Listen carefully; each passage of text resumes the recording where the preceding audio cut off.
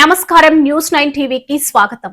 5 ఏళ్లు కోర్టు పోరాటం, లక్షల రూపాయల నష్టం, గుండె పగిలిన తండ్రి. కానీ క్లైమాక్స్ సీన్ లో అసలు ఊహించని ట్విస్ట్.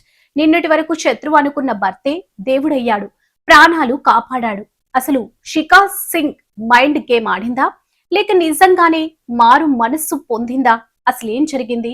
కథలోకి వెళ్తే చిన్న గొడవ అహంకారం తలకెక్కింది. భర్త సారబ్ కు బుద్ధి చెప్పాలనుకుంది, శిఖా సింగ్ పెట్టింది తప్పుడు వరకట్నం వేధింపుల కేసు. ఈ ఒక్క కేసుతో ఆ కుటుంబం రోడ్డున పడింది. 5 ఏళ్ల పాటు కోర్టుల చుట్టూ తిరిగి కూతురి మొండితనానికి బలైపోయి ఆ వృద్ధ తండ్రి తన సంపాదనంతా కోల్పోయాడు. చివరికి మానసిక క్షోభతో గుండెపోటొచ్చింది. ప్రైవేట్ హాస్పిటల్ కి కట్టడానికి రూపాయి లేక కన్నీళ్లతో ప్రభుత్వం ఆసుపత్రిలో చావు బతుకుల మధ్య కొట్టుమిట్టాడుతున్నాడు. ఇక్కడే కథ అడ్డం తిరిగింది. తన జీవితాన్ని నాశనం చేసిన భార్యపై పగ తీర్చుకోవడానికి సారబ్ కు ఇది మంచి అవకాశం. కానీ సౌరభ్ ఏం చేశాడు? తనను జైలుకు పంపాలని చూసిన భార్య తండ్రిని తన సొంత ఖర్చులతో సిటీలోని అత్యంత ఖరీదైన కార్పొరేట్ ఆసుపత్రికి తరలించారు.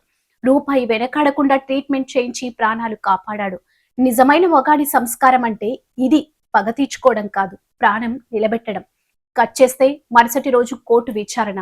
5 ఏళ్లుగా దేనికోసం అయితే శిఖా సింగ్ పట్టుబడిందో ఆ విడాకులు ఇచ్చే క్షణం రాని వచ్చింది. జడ్జి గారు పేపర్ల ముందుకు జరిపారు. ఇంకొక సంతకం, 5 ఏళ్ల పగ తీరిపోతుంది. కానీ అక్కడ సీన్ రివర్స్ అయింది. శిఖా సింగ్ అందరి ముందు ఆ విడాకుల పత్రాలను ముక్కలు ముక్కలుగా చింపేసింది. 5 ఏళ్ల అహాన్ని పక్కన పెట్టి పరిగెత్తుకుంటూ వెళ్లి భర్త సౌరభ్ ను కౌగిలించుకొని కుమిలి కుమిలి ఏడ్చింది. ఈ సీన్ చూసిన కోర్టులోని వారంతా ముక్కున వేలేసుకున్నారు. అసలు ఇందులో ఏం అర్థం కాలేదు బాసు.